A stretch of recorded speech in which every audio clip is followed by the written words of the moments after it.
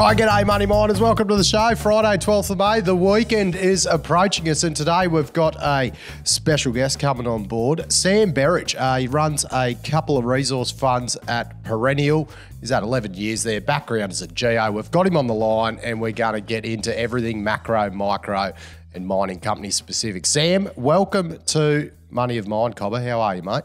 Very well, thanks, Matt. Pleasure to be on board this morning. Looking forward to a good chat. Mate, we stalked your LinkedIn for that brief CV that we've given, mate. How about we start on the macro? We're going to get in everything today. It's going to be a great chat, mate. The macro, the rates. Are you sitting in the camp of higher for longer? Is this really dictating your investment thesis at the moment with what these interest rates are doing? I think that the interest rates are dictating the broader share market for sure, and you know, mining's a part of that, so it's going to be knocked around a bit by the broader market. In terms of rates, I reckon we're pretty much near the top. I'd be surprised if the RBA raises rates any further. I think there's some real cracks starting to show up in both residential property and also commercial property over on the East Coast specifically. Over in the US, which makes financial markets go the world go round. I reckon they're pretty close to done as well. The speed at which rates have been increased this cycle is absolutely unprecedented, and it's going to take some time just to assess the implications of that. I think the central banks around the world are aware of that. Inflation, is coming down. Whether it's coming down fast enough for people's preferences and all that's open to debate. But broadly speaking, I reckon we're pretty much there. So now we just got to have a look at whether or not the US sends itself into a recession in the aim of reducing inflation. We'll work that out as we proceed through the second half of the calendar year. But once we have an answer to that, and we sort of have a bit of a bottom in US GDP growth, then that's going to be the bottom from which I think this market goes on hopefully a more sustained rally rather than chopping around at the moment. And the usual disclaimer to all the listeners: this is only general advice. Please don't use the Sam said as your basis for investment. So usual disclaimer. Now, Sam, what about commodities, mate? This inflation environment, how's it going to impact commodities, or it's already impacting? I think we've in the short term, those Western world US and Europe demand concerns are probably a bit of a factor. We had some weak loan data out from China last night, and that that knocked down copper, oil, aluminium, a couple of percent each. So I suppose that's that's sort of one of the big thematics within commodities at the moment is, to what extent is Chinese demand going to offset the weakness in the Western world? Whilst the Chinese recovery is probably a little bit slower than people hoped, it still is, it still is up quite strongly year on year. But we sort of wander along that path over the next couple of months. To your question though, on commodities specifically, at the moment, new starts in China have been quite soft. So, when you're starting to build an apartment, that's where your steel gets used and your concrete. And that's probably why, I think, or a big part of the reason why the iron ore prices started to roll over a little bit over the last 3 weeks. Property completions, on the other hand, are reasonably firm. Like, there was a big inventory of the sort of half-finished apartments and buildings in China at the end of last year. Slowly but surely, those apartments are being finished off, and that's where demand for copper and mineral sands that goes into the tiling and obviously a bit of electrical demand too, which is good for copper for the air conditioners and whatnot. That's where that demand is still looking pretty reasonable. So I think that's where we are at the moment. I suppose lithium, people definitely want to talk about a bit. I mean, it seems as though the near-term bottom is in for lithium. With a price that drops circa 60% from its highs. The sort of the top end of the cost curve there, which is predominantly the lepidolite producers out of China, along with some refiners that don't have internal spodumene supply. Those guys started losing money and curtailing production, and that provided a little bit of support there. So that's sort of the foundation, I think, from the bounce that we're seeing in lithium prices and also lithium equities at the moment.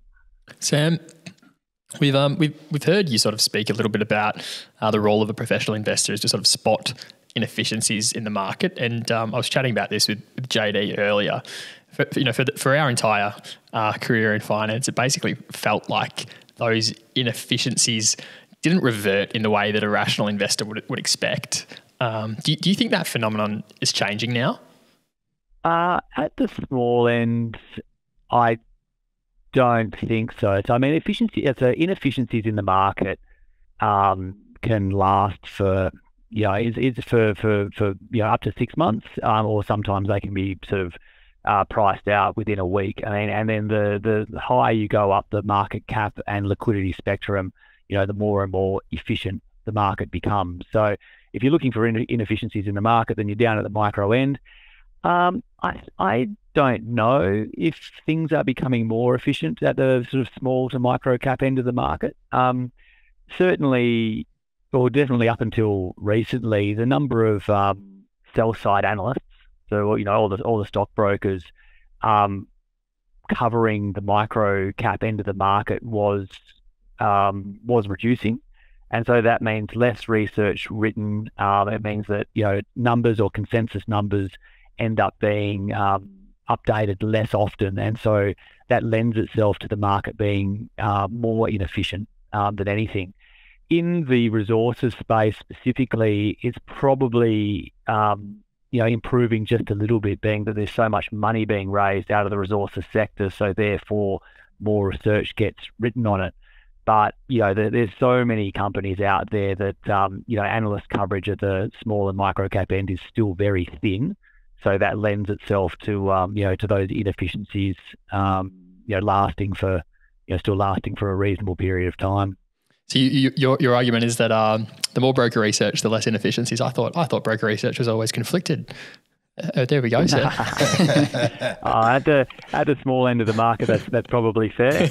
But once you get up to the bigger end of the market, I think the research is pretty good, and particularly at the larger end. I used to work for a bulge bracket broker back in the day, and I was sitting there as a mining analyst, writing my research, like the Chinese walls and stuff within those, the larger bulge bracket banks are legitimate, particularly in the wake of the GFC. Like the biggest department, or the fastest growing department with any large investment bank has been compliance.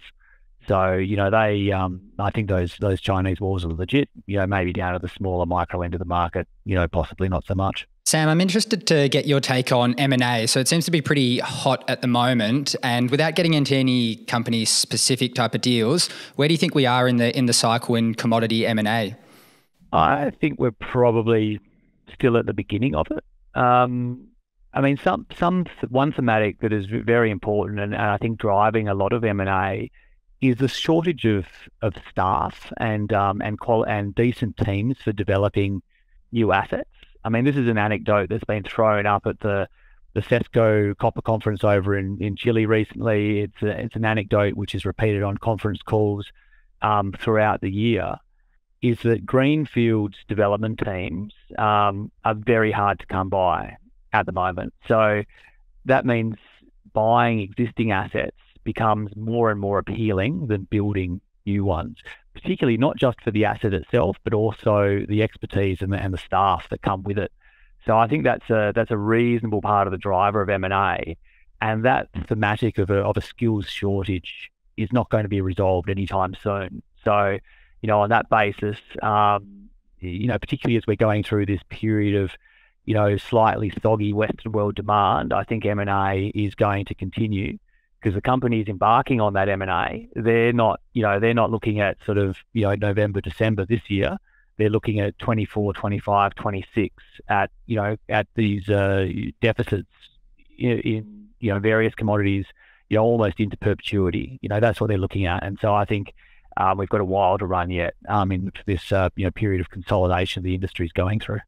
So we want to get more into your investment style now, Sam, and we recently interviewed... All your secrets, Sam. You're trying to get all the secrets off you.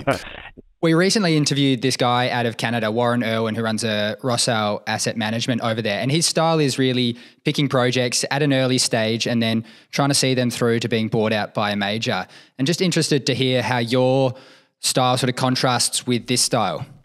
So it sounds like we probably come in a little bit later in the stage than Warren. So we don't take greenfields development risk. As a rule. I mean, I was a geologist for 6 years. I've drilled plenty of targets myself, and I know even the best looking, greenfields target is probably at best a 50-50, which is, not really good enough for us. Our sweet spot in investing is companies which have a either producing or near-term producing asset that has a tangible value which you can calculate via MPV or whatever valuation methodology you want to apply to it, and that sort of anchors our view on valuation. And then if we you might have an asset which has some pretty compelling exploration upside for whatever reason, but if you can have sort of a free option on that, so get exposure to the core asset at a reasonable value, having exposure to that free option on growth or exploration upside, then that's sort of where we like to play, and obviously going over the top of that is the commodity that particular company might be exposed to. I reckon that's probably 70% of the challenge in mining investing. You got to get the commodity call right, because it's pretty tough for any mining company to put on gains if the commodity they produce is going backwards. Have you had any examples of getting the commodity call right but the company wrong? Yeah, plenty. I think there's been a few around. I mean, what would be an example? If we go back in the day, I mean, Dacian was one that we missed the first fall, but the recovery of that gold stock was a bit challenged. And there was some sort of funny goings on there at the board level for a while, but ultimately, gold was, going up for a period there where, unfortunately, Dacian through some underperformance of its operations was lagging. But, thankfully, Genesis came to the party there and took that company over. And so, those assets within a bigger vehicle will live to fight another day. So with that thesis, Sam, you said, getting into developers with that near-term asset, has it been probably more unfavourable in more recent times due to all the CapEx blowouts, high costs, labour shortages and everything? Has that sort of, I guess, been a difficulty for funds with that strategy? Yeah, it is. It is a real challenge, and I wouldn't be alone, in saying that. Taking on large capex risk, sort of at the beginning of a new mine being built, sends shivers up my spine. And I'm sure a bunch of my peers would say the same thing. Also, it really is tough from a mining company point of view. Like when you go into the construction phase, you've raised a huge amount of money to go and build the mine. You don't want to raise any more than what you have to, because that dilutes the share price too much. So you're not really, usually they're not spending much on exploration or other bits and pieces to further value add through that construction process, and then you've got those ongoing risks and concerns of capex or construction delays or cost blowout. So it is really tough for mining companies that don't have any other producing assets to get through that period, because often the share price through that period stays flat-ish, I suppose, unless the commodity price is absolutely ripping, and so to convince investors to go in and chip in the couple of $100 million that it takes to build most of these mines is a tough bridge to get across. But that's the moat around new supply, And the less, the more challenging it is to bring on new supply. Hopefully, the markets tighten, or the commodity markets tighten up, prices go higher, and then that hopefully convinces more investors to support the development of these projects. Because if we look at, I guess, recent times, all the ramp up capex blowouts between Red 5, Calidus, Pantoro, Galena, I guess, what do you see as the biggest risk for when you're looking at an investment decision, if you're comparing the capex ramp up issues? I guess, which are your biggest flags? Watching the cash flow, through the construction process, like a hawk can be instructive, but I suppose usually that's backward looking. So you're not going to, it's going to be tough to assess that there's going to be a cash flow shortfall from looking at that. Any delays in against previous guidance of construction are important, because the longer something takes, the more it's going to cost, and usually you find out about the delay before you find out about the capex blowout. So that's certainly a red flag that you look out for. And I suppose the other one before you even start is the maturity and experience of the development team. So if you've got a relatively new board or a new group of executives that haven't built a couple of mines before, then it's tough. It really is challenging. But on the other side of the coin, when you've got a executive team that have successfully built and commissioned a number of mines before, then more often than not they'll get through relatively unscathed. And a fantastic example of that is the guys at Capricorn. They built that Carla Winter gold mine, through the teeth of the COVID lockdown and all the shipping impediments and transport delays that came up during that period, and they still managed to build that thing on time and on budget. Strandline is another example of an operation that seemed to have got through that period relatively unscathed. And I think that whilst it's the first Strandline was the first mine that the MD there built as a mining executive. He came from a engineering construction background, so he's built plenty of mines before. So I think that experience really is something to look at when you're trying to assess what the risk of a capex blowout might be. Yeah, it's super impressive what the Capricorn guys did. Even more impressive than that, I think, is the Emerald team, who did the same thing but in Cambodia. But during COVID. Yeah, no, 100%. It's looking good. And I suppose another one that springs to mind is got to tip out to the West African guys and Richard Hyde there. Building that mine in Burkina Faso on time, on budget. There's absolutely fantastic performance from those guys. So Sam, have you sort of flowing on from that, and I think it really ties in with a line in your most recent investor newsletter, that securing the right people is almost as important as securing assets. Are there companies you've invested in that had great projects that just failed to, turn into shareholder returns because of poor management decisions? While I'm thinking of that, the other issue that is rising now is changing government regulations, particularly when you're talking about old energy, so gas, oil, coal, etc. There's been some fantastic assets over in Canada, I think, which just looked absolutely brilliant and cheap. Real top tier assets that would usually be worth billions of dollars in a normal market, but then you have a change in government regulations, and those assets can be worth half to zero in no time flat. So that's put an additional risk around investing in that pre-production phase. But Sam, you may as well pump your book a little. Talk your book. With the stocks that your funds hold. We've got a hot one to start with that we have covered a lot in recent times, which is probably the hottest news, is Genesis. It is all happening with the SLR St Barbara Genesis little fest at the moment. You've got a decent position in it. I guess take us into that journey, that investment journey with Genesis, which is, I assume, elongating a lot longer than most people would have hoped for.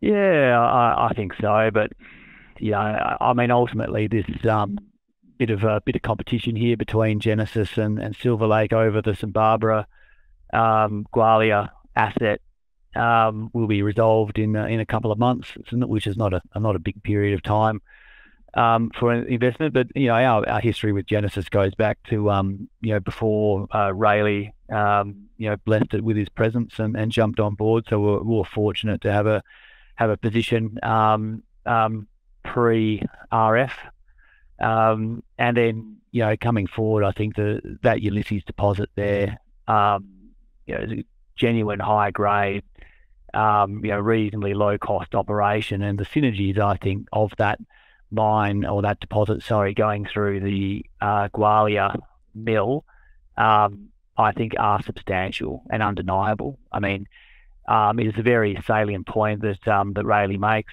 that it takes less time and less costs to truck ore the 30 kilometres horizontally from Ulysses than it does to drag ore up from 1.5 kilometres underground at Gwalia, and the economies of scale I think are very important there. So I mean, that Gwalia mill has got capacity of about 1.7 million tonnes per annum off the top of my head.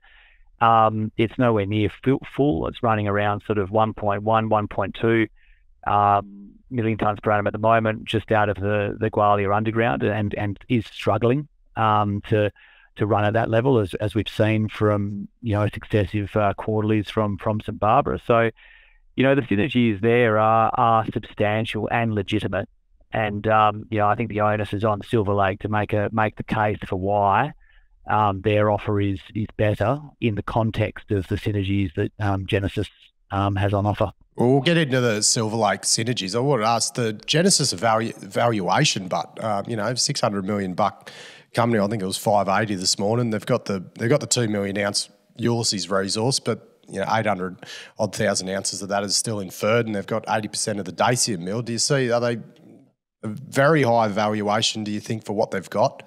I think it's it is arguable that there's a bit of a Rayleigh premium in there, but you could say that there's a Mark Clark premium in Capricorn as well. And is that premium justified? Well, definitely. Go and have a look at the amount of cash that they've thrown off from their quarterlies. So, I think that, to my earlier point around the importance of experienced management, that's worth something, because usually they can make good on what they say they're going to do. Sam, just coming back to that Silver Lake, you say the onus should be on Silver Lake to articulate their synergies. Isn't that something they could articulate during a due diligence process? Shouldn't the onus be on the St Barbara board to facilitate that? It's a good question. I think that the investors want to know. So I mean, if Silver Lake are making the bid, they know their own assets, and they, if successful, will be the masters of the destiny of that combined vehicle. So I think the onus is on Silver Lake to make the case. I mean, certainly St Barbara needs to act in the interests of their own shareholders, but St Barbara has got $120 million of gross debt there. They're already in breach of their covenants and have been granted a waiver by their bankers. And so, the clock's ticking. But Silver Lake's got ample cash and I'm sure can accommodate any interim cash flow issues, given the strongly cash generative nature of their assets and strong lender support. The cash flow argument doesn't feel like a strong one to me. Well, it's more like when. So there's no binding agreement there, and how long is it going to take? And then, I mean, you also need to consider this. The lenders to St Barbara aren't shareholders, so they're not looking. The fact there might be a 10% or 15% bump or something in the offer doesn't do them any good whatsoever. They just want their money back. So the actual time to completion is probably more important for them than anything. And at the moment, the Genesis deal offers more certainty there. So I think it's pretty similar certainty now, given the announcement that came out yesterday. It's a very similar conditionality and only 1 month difference in timing. Now, since Silver Lake haven't started DD yet, because they haven't commenced, so you don't know what's going to come out of that. And 2 weeks of due diligence, I think, is a bit tight. So that would be the key uncertainty for me. And the other thing from that Silver Lake offer, which I think is open to question is the 7.5% of Silver Lake, which is proposed to be issued to St Barbara directly. So that's going to be immediately a non-core asset for St Barbara. So what are they likely to do with that stock? Well, I suspect they'd probably sell it. And so that's downward pressure on the Silver Lake share price. I'm sure you could cross it. It's an ASX 200 stock. You could cross that. I mean, it's not like it's market sold. Yeah, cross it. I mean, it's 7.5%. Hangover on the stock that'll be there for some time. I suspect it will be an overhang, and the hedge funds will be all over it. So it's an overhang that doesn't exist under the Genesis proposal. Do you think that the Leonora area, there's so many scenarios that can and likely will play out for this deal, and if hypothetically, if Silver Lake did take control of Gwalia, what's your thoughts on Gwalia by itself? I guess my first pass, it looks that it'd be very hard to turn around the Gwalia asset individually and make money off something that has been notoriously losing money. It seems that there has to be some sort of synergy in the region for this to work. Yeah, I think that's a very good point. What's SLR going to do that's different from the last 18 months to 2 years, track record for that asset. It's very deep. There needs more feed through the mill. It's high cost. So, what are they going to do? And as yet, I don't think investors, know exactly what Silver Lake intend to do differently. Is there anything on, with Tower Hill, is there anything I know Raleig's plan was that Tower Hill will be trucked to Dacian for a high tonnage, low grade feed, but to your knowledge, is there any issues of mixing the Tower Hill dirt with the Gwalia dirt to get up to that 1.4 million tonne? Not as far as I'm aware, but I must admit I'm not across the metallurgical sort of detail of Tower Hill and how it goes through the plant. I'm reasonably sure it's a free milling ore, but I would have thought it's more of issue of finding the spare milling capacity than a metallurgical issue. So Sam, you hold a few other stocks other than Genesis, so I think we'll dig into a few others. Banda, I saw, is one of your top holdings. What's the thesis there? I've liked that land package for a long time. Actually, to throw back to your earlier question, there's an example of a good asset which I think has been tripped up by suboptimal management. I think Mike Proteus in his tenure at what used to be called Eastern Goldfields, so that was Banda's last name. Was one for the record book, so probably leave it there. But there's about 1,000 square k's of tenure there with gold occurrences littered all the way along it. Now, that's not the same as saying there's, nice, well-defined, economically viable gold deposits all along it. There's still plenty of drilling that needs to be done. But I think the company now is, with under the leadership of their new MD, Luke Craig, who I reckon already is a bit of an all-star, but he's going to grow in stature in the mining industry as a real leader and an example of excellence in operations. I think he's turning that company around. I think it's going to take. It always takes longer than people think to, reduce the operating costs, make them more efficient. Needs to get a little bit more high-grade feed through the mill just to stabilise the cash flow of that business. But I think the opening up of the Riverina underground is a step in the right direction there. And then once he's stabilised operations, he'll hopefully have the luxury of being able to turn a little bit more time to the exploration potential of that land package that he's got. And I don't think you're paying much for that at the moment. But certainly you step through the gold anomalies and how many there are and the grade there are, I'd be absolutely dumbfounded if they don't fall into another 1 million ounces or so over the next 18 months. With Ora Banda, from an investment point of view, like rewind back to when Luke come on board, I think they were about 5 cents. They've risen to 14.5 now, so they've done nearly triple bagger since he's come on board. But how do you look at something like Ora Banda with all that, I guess, historical issues? People have gone broke before. Like, it's one of those sort of Walloona type mines where you just think, how are they going to make it work this time? How do you approach that from an investment standpoint? Yeah, it's a good question. I think it's important to look past the what and dig into the why. So, I mean, Walloona, is a refractory ore body. The processing there is expensive and complicated. So, I mean, that's probably a big part of the issues for that asset. Ora Banda, or thinking back to when, even go back to when Thesis used to own this thing. I think the problem for the operations there was that it was always a bit subscale. So it's only got a 1.5 million tonne per annum plant on it, which in this day and age, it is difficult to get the economies of scale from production to get those unit costs down and make a decent margin out of it. And I think that's certainly where one of the areas where Photius went wrong is I think he tried going into production too early. He didn't have enough mine life behind him, and probably the mining schedule that he had was somewhat optimistic versus what could be achieved.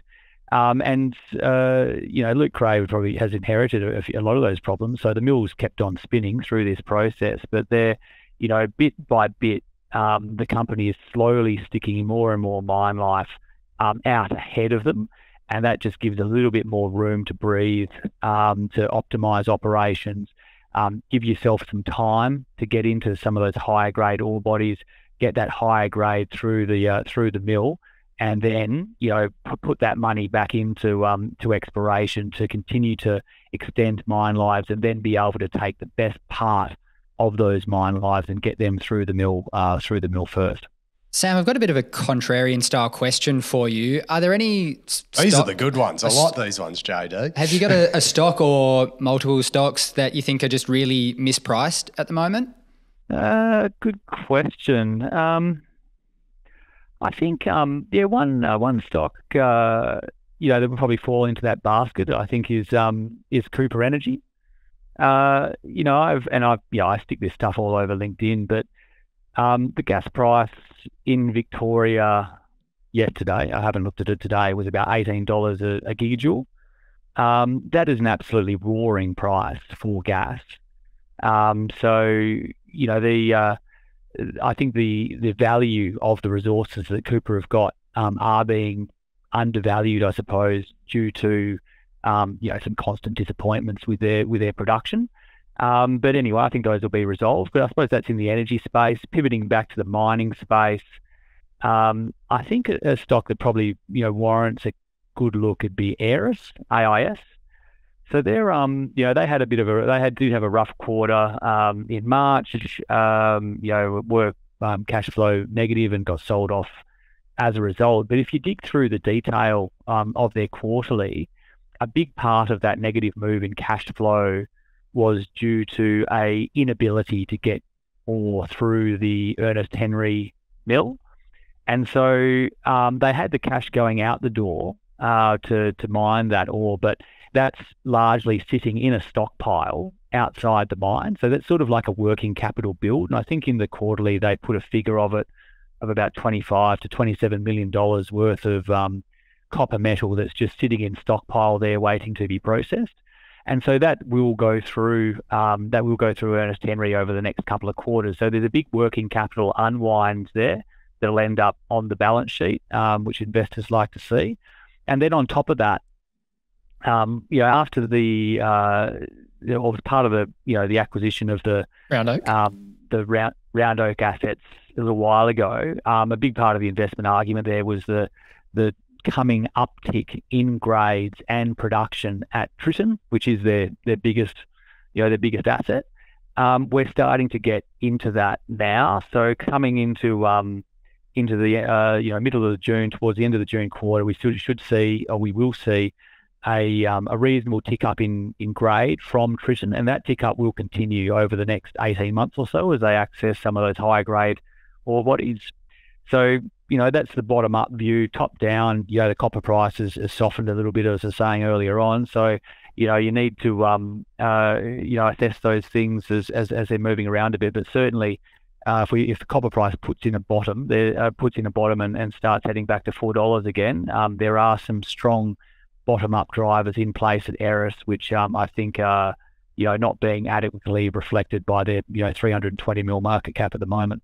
We're curious about your take on some of the flavour of the day commodities, and one that's on our radar at the moment is now niobium, with the discovery from WA1. What's your sort of a take on these flavour of the day commodities, and how do you think about them? I mean, some of these smaller industrial metals, they all have their own like individual characteristics, and it is more difficult to get detailed information on the supply and demand and quite often pricing and things like that. Niobium has its own characteristics. Like the dominant producer there, I think, is a family-owned company out of Brazil. They manage the market very effectively and have done for the last 10 or 15 years or more. So the niobium price, when you look at it, is dead flat. The demand for niobium, as far as I'm aware, is coming out of high strength, low alloy steel. So you add this into steel such that it becomes high strength. Therefore, you don't have to use as much of it. Therefore, it saves weight, which is fantastic for fuel efficiency and building bridges and other stuff like that, where you don't want to use as much concrete or other materials. So I think the demand is there or the demand I think is certainly substantial, and probably the demand would increase quite materially if the price of niobium came down just a touch. So I mean that's my pie in the sky type view of the commodity. As for the discovery by WA1, I mean some of the grades they reported, look fantastic. And if you run those grade, multiply the niobium price by the grades there, then I think you're ending up at sort of $2,000 or more of metal per ton of ore, which that was just an intercept. It's not an ore body yet, but certainly it is interesting and very early days there in terms of drilling. So we'll see what. We'll see what gets turned up thereafter, but in a nutshell, that's my understanding of it all. Now, if you're a shareholder in Genesis, I assume Billy's been through the door as well. What are you thinking about developers, a near-term ASX-based metals play? They've got a lot happening. We had Bill on the show the other week. He was rather enthusiastic, which was great to listen to for the viewers.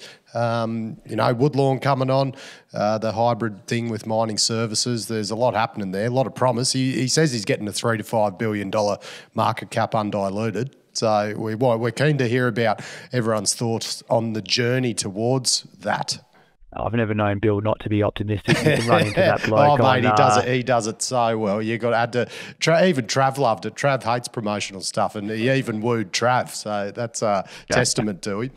Yeah, you don't want to die wondering, but I think the team that he's pulled together there at Develop, sound fantastic in terms of the what they're achieving in development rates at Bellevue and elsewhere around the place. I mean, that Woodlawn asset, I think some of the exploration hits they've had look quite solid. But I mean, as I said earlier on, I think one of the aside from the asset, one of the most important things you can have here is the team, and that's what Bill has got. So it's difficult to put a hard numerical value on that, but it is very, very important. And he's had that Woodlawn asset now for I think it was well over 12 months. So he's had plenty of time to stew over it and work out a way forward there. And I think as he's starting to firm up some of the targets, you could be reasonably assured that he's going to hit them.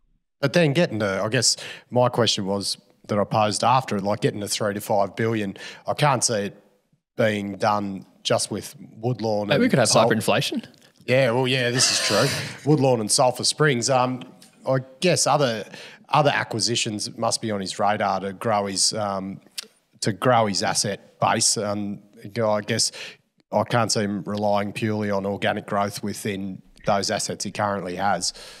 No, I think that's a fair point, and I'm sure he does have his eyes on other assets. But there's a whole raft of sort of copper, developers over in New South Wales that need a sort of a path to production, and I'm sure Bill's got his eye on all of them. It's going to be interesting how he engineers it though, because he said ad nauseum that he's not issuing any more stock. Does that mean that he's still willing to dilute a bit for M&A? I think for the right deal, that would be sensible, particularly if it's accretive.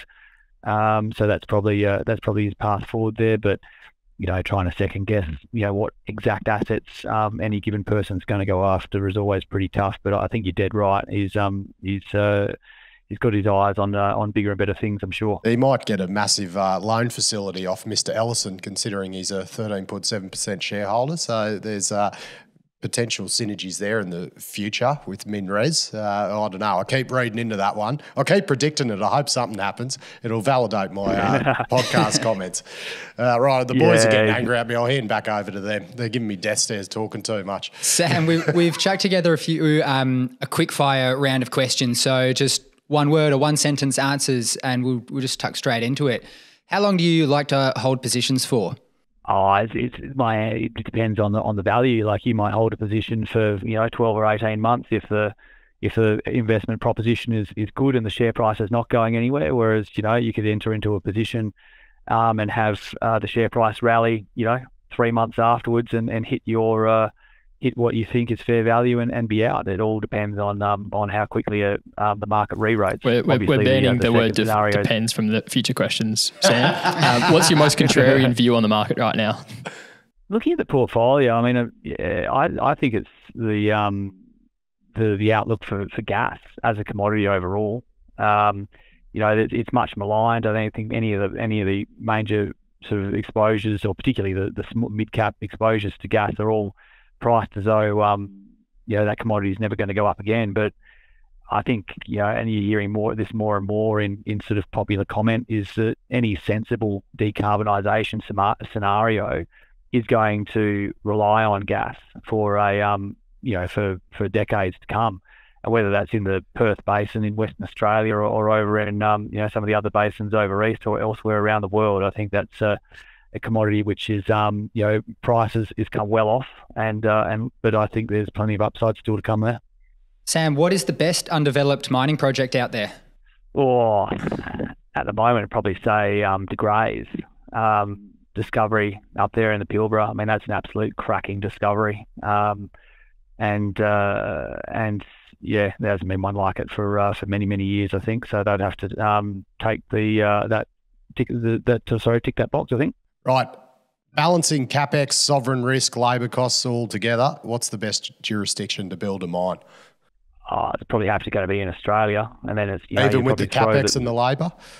And the sovereign risk, like that other one that you mentioned. Like, I mean, I think some of the developers over in West Africa, and you mentioned Morgan's company up there in Cambodia. I mean, have developed assets, with much less CapEx blowout than some of the others. But then, but you're going to have sovereign risk is always going to be a subjective issue to get your head around. And then after the fact, what multiple do you get if everything works out right? So, West African Resources, their project up in Burkina Faso there, I mean, they built and commissioned that project probably better than anyone would have dared hope for. But I think it trades on maybe 2.5 or 3 times EBITDA, so it is dirt cheap and has been for a while. But, so you need, if everything goes right, you want the pot of gold at the end of the rainbow to be worth the effort. So, with that additional caveat, as long as you've got an experienced an experienced development team, I still reckon Australia is probably one of the better spots. Who owns Gwalia in 10 years' time? Or even 3 months' time. I put the money on Genesis getting their hands on it. I think there's it's still early days there, and maybe Silver Lake have got some more to add to the conversation. But if I was a betting man, I suspect Rayleigh will probably get it. Will Chalice's Gonneville get permitting? Good question. I reckon that's going to be tough. It's probably not, they advertise the fact that it's only an hour away from Perth and so the location's quite, is good for access. But, the other side of that coin is that it's only an hour away from Perth and, it's in hobby farm territory there. I reckon that one's going to be a tough one. Right, one that's not on the script, which makes JD bloody nervous every time. Right, what's been your 3 best stocks ever? The ones that you've made the most dosh on. Have you got any historical 10-baggers that you're willing to share with us? Yeah. I reckon I'd have to mention Green Technology Metals. Luke Cox there and Cameron Henry have, took that from IPO to a dollar. Came back a little bit with the lithium price, but that was an absolute cracker. Capricorn, we did very well out of. Genesis, I mentioned, we managed to be in there pre-Rayleigh, so we've done very well out of that one. They would probably be the ones that spring to the top of the mind first. Last one, Sam. Measured from today, looking forward for the next 12 months, what will be the best performing commodity by commodity price movement? Yeah, it's a tough one. I reckon gold might it'd have to be worth a good look. I think that as you said, we're getting close to the end of rate hikes around the world. On my base case for the global macro economy is still that we end up going through a period of stagflation. Meaning relatively high inflation and relatively low growth. Under that scenario, you can end up with either negative real rates or at least falling real rates. And under that scenario, gold could do quite well. So I'll it's always a bit of a crystal ball gaze, but that's one I think it's exercising the mind a bit at the moment. Well, beautiful, mate. Thanks very much for that expert insight, mate. We really appreciate you coming on. Will you come back on? Have we passed the test for you or not?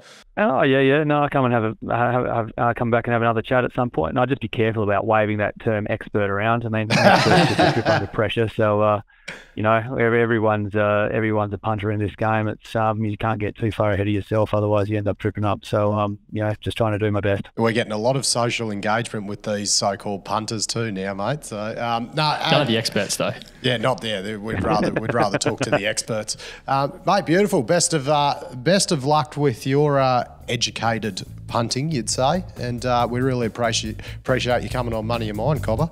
Thanks, Sam. Thanks, Sam. Appreciate it, guys. Thanks, Jonah. It's Matt, Travis. Pleasure to be on.